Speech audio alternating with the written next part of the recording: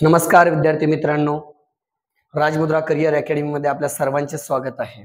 तर आज आपण रेषाखंडावर प्रश्न पाहणार आहोत। तर प्रश्न आहे, दिलेल्या आकृतीमध्ये एकूण रेषाखंड किती आहेत?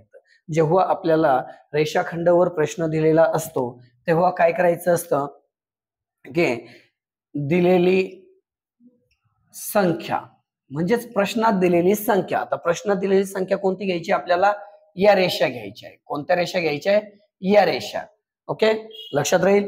तर गुणेला मागील क्रमवार संख्या छेदामध्ये घ्यायचे 2। छेदामध्ये काय करायचं आपल्याला?